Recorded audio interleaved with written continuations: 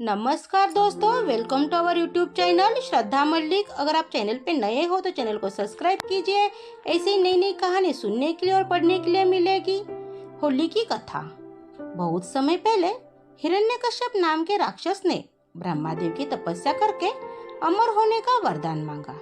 जब ब्रह्मादेव ने अमरता का वरदान देने से मना कर दिया तो उसने मांगा कि उसे संसार में रहने वाला कोई भी जीव जंतु, राक्षस, देवी देवता और मनुष्य मार ना पाए। साथ ही न वो दिन में मरे और न ही रात के समय, न तो पृथ्वी पर मरे और न ही आकाश में, न तो घर के अंदर और न ही बाहर, और न ही शस्त्र से मरे और न ही अस्त्र से। हिरण्यकश्यप की तपस्या से ब्रह्मादेव खुश थे ही, इसलिए अमरता के वरदान के बदले उन्होंने ये सारे वरदान उसे दे दिए। इसे पाकर उसने हर जगह तबाही मचाना शुरू कर दिया। उससे मनुष्य ही नहीं, देवता भी परेशान रहने लगे। वह अपनी शक्ति से दुर्बलों को सताने लगा। हिरण्यकश्यप से बचने के लिए लोगों को हिरण्यकश्यप की पूजा करनी पड़ती थी। भगवान की जगह जो भी हिरण्यकश्यप की पूजा करता वो उसे छोड़ देता, और जो उसे भगवान मानने से मना करता उसे मरवा देता या अन्य सजा देता। समय के साथ राक्षस हिरण्यकश्यप का आतंक बढ़ता गया। कुछ वक्त बीतने पर हिरण्यकश्यप के घर विष्णु भगवान के परम भक्त प्रहलाद का जन्म हुआ। हिरण्यकश्यप ने प्रहलाद को कई बार विष्णु भगवान की पूजा करने से मना किया और कहा, मैं ही भगवान हूँ, तुम मेरी आराधना करो।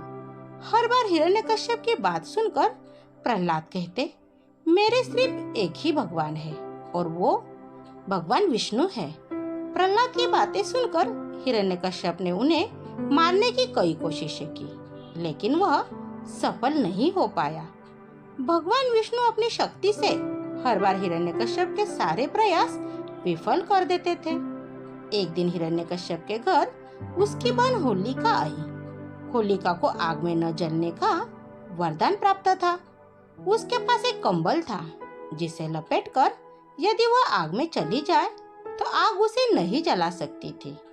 हिरण्यकश्यप को अपने बेटे से परेशान देखकर होलिका ने कहा, भैया, मैं अपनी गोद में प्रहलाद को लेकर आग में बैठ जाऊंगी, जिससे वह जल जाएगा और आपकी परेशानी खत्म हो जाएगी।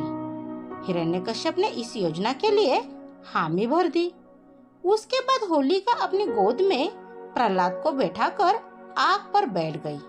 उसी वक्त भगवान की कृपा से होलिका का कंबल प्रहलाद के ऊपर आ गया और होलिका जलकर खाक हो गई। प्रहलाद एक बार फिर प्रभु विष्णु की कृपा से बच गए।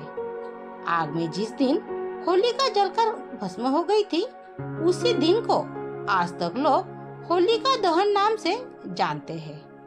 इसे बुराई पर अच्छाई की जीत के रूप में देखते हुए खुशी में होलिका दहन के अगले दिन रंगों से होली खेली जाती है।